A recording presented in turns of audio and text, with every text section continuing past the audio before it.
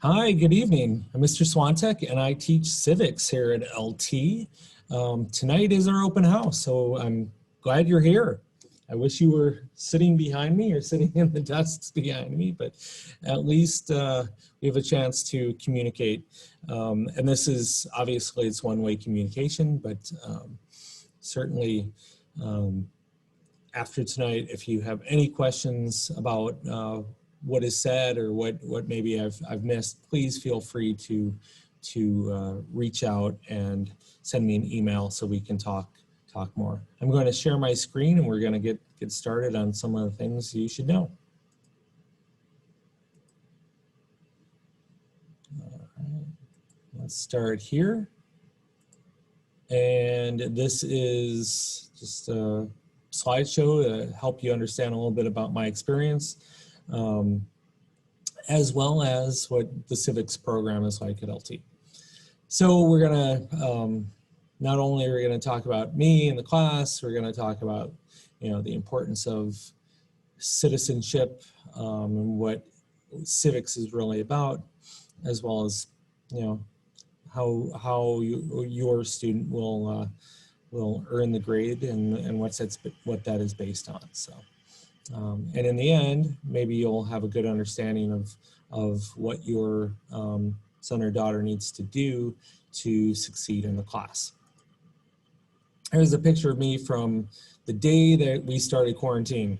Or no, not the day we started, but it was the day that I came back in May when they asked us to come clean up our rooms. So I took a picture for my students in the spring in the lonely classroom that I was in, and how it's not a lot of fun for us to be apart. It's far more engaging to be in the classroom.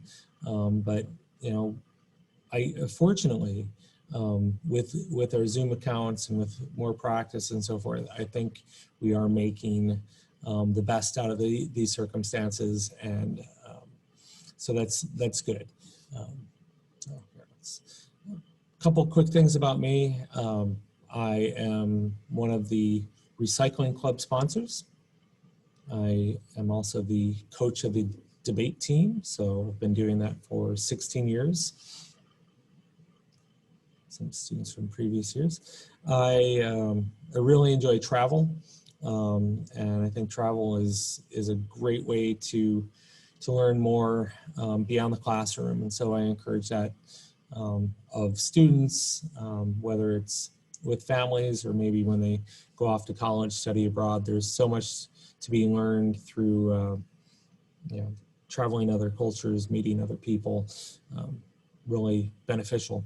The picture on the left, well, all of these pictures come from a mission trip that I did with my kids back in 2 spring breaks ago.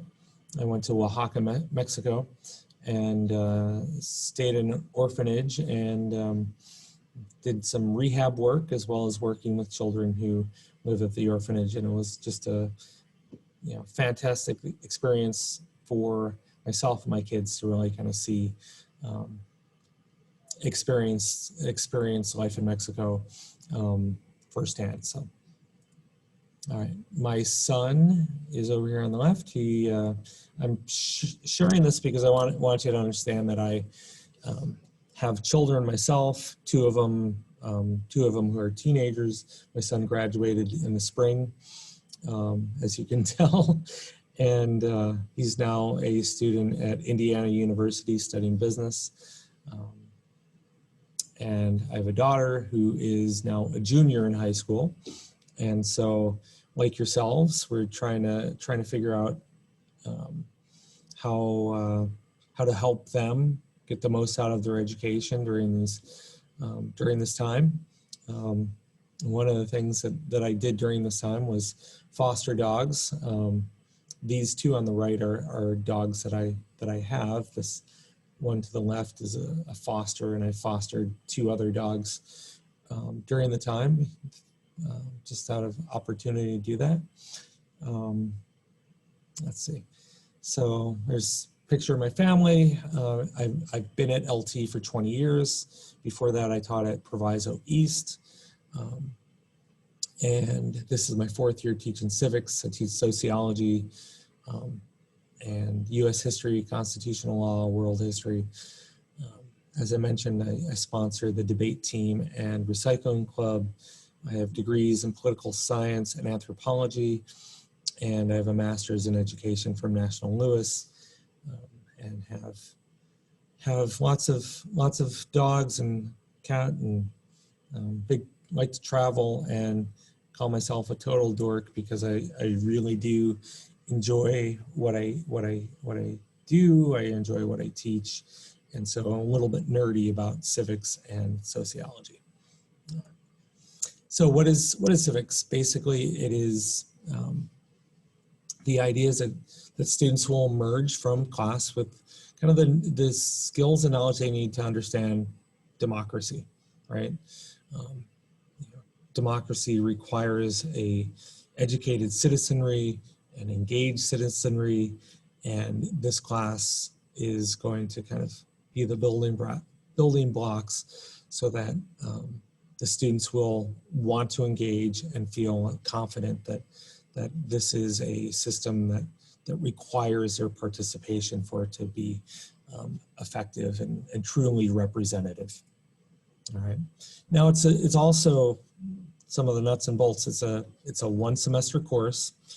It is a requirement. The state of Illinois 4 years began requiring all students graduating from high school to have a semester of civics, kind of trying to demonstrate the value of a civic education.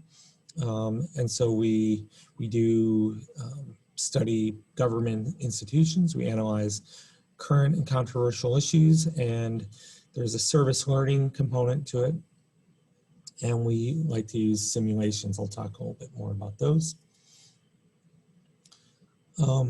As it says, the goal of our team, there's, I believe, 7 teachers total that teach civics, is to take on serious, complex issues and put them in the context of how we as citizens interact with government at a local, state, national level.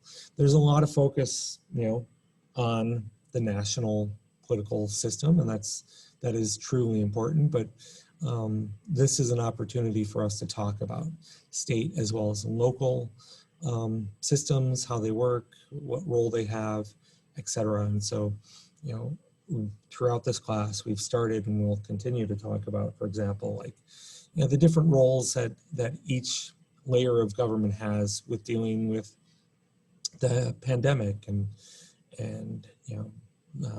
the quarantine and social distancing and so forth. Those are all things that have been managed at all 3 of these levels. And so I want to point that out to students. It's not always the national government or even, the governor and the state making choices. Sometimes decisions are made at a local level. All right. So these are the skills that this course really focuses on. So we like to apply and help students identify and apply these constitutional principles. Okay, so understanding political and social issues within their appropriate context. Students evaluating sources, as well as not just the source, but really getting an eye for what is credible, reliable information, as well as what are the biases that might exist from the sources, and how can we minimize those, and so forth. So finding good sources is something that we'll develop further.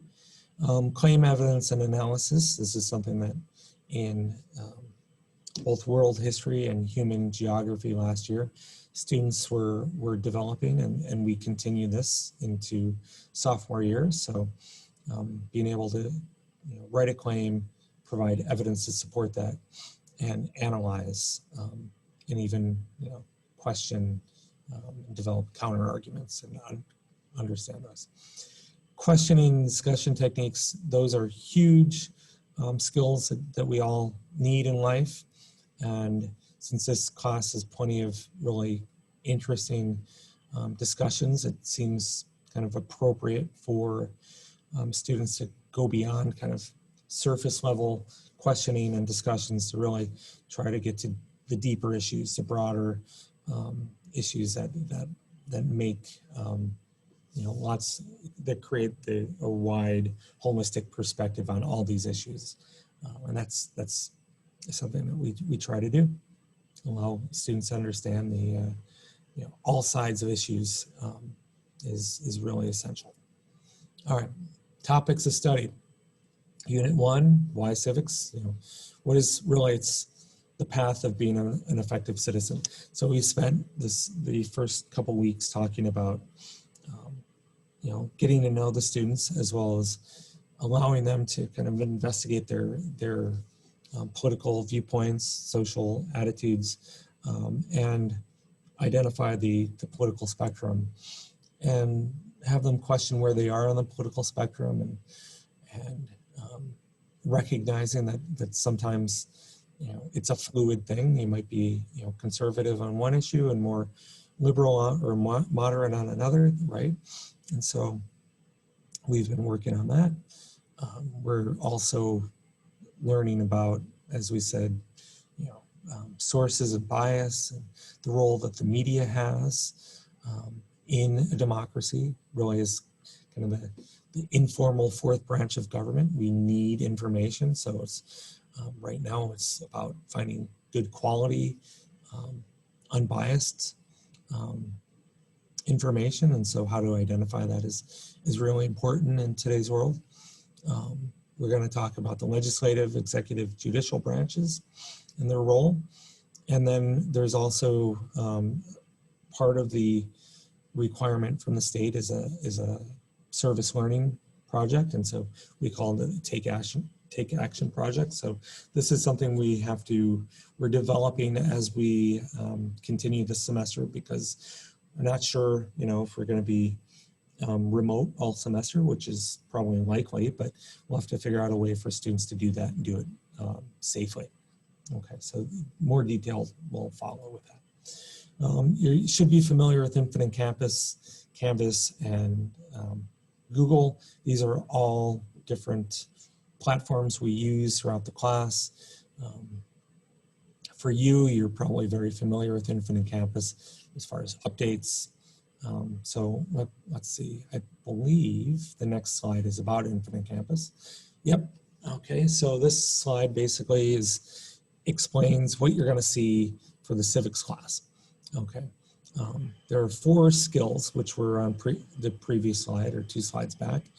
In each skill, for every unit, we do a formative, which is a practice, okay? Students will get feedback. That feedback will be in Canvas. You'll see in Infinite Campus that they completed it, but the points will not add up to their overall grade in the class. The summatives are the ones in which students will count towards their grade. So after they do a formative, do the practice, those are going to be in red in Infinite Campus. The summatives are the ones that will be for points. They'll know ahead of time about these. They will have practice those, and so when they do the summatives, their score in there will be what adds up for the points. So you'll get a sense of how they're doing on the practice, as well as how they're doing when it comes to the summative assessment.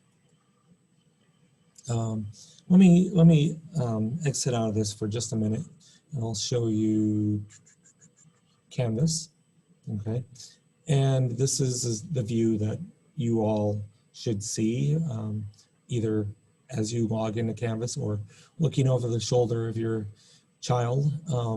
This is some basic information. It's a no frills sort of page, but it's straightforward. So the stuff at the top is just information such as the link so that they can access the class. Then it goes from week 1, and we've since completed week 4, and you'll notice that as we get into it, I have a slideshow and then some additional information. So this is what we did on Friday. We talked about roles in the media. There's a slideshow this is a learning check. So this is one of the formative assignments. It shows that it's for points. So because it's a Canvas quiz, but it is not going to show up in Infinite Campus. Okay, so these are different sources that we used this week as we went through talking about the media. Okay, so that's what Canvas looks like. You'll see what we've done the other weeks and the resources that we've used. So that's pretty straightforward. Just kind of wrapping up here, how can you help? Well, the remote learning is different than in person. I'm sure we all kind of understand that. So we are trying to be as engaging as possible. You can encourage them to participate, get involved, and you know, the more we do, and we've been using breakout rooms and chat rooms in Zoom so that students can work in smaller groups, but encourage them to speak up, to share their experiences and their beliefs, right? Let's see. We also, you know, one of the things you could do is discuss some current events and some of the class topics with students around the dinner table or whatever. Ask them to kind of explain what it is that they're learning and what their take and what they believe on some of these issues are. And then, you know, as you probably are well aware, they're spending a full day on the computer. So be patient, because I think it can, you know, sometimes all this screen time can make us all frustrated. And I would encourage them to get outside and experience some nature when they're not, you know, in class. So I hope that helps explain the course a little bit about myself. And if you have questions, please email me. And you know, thanks again for checking it out. Have a good night.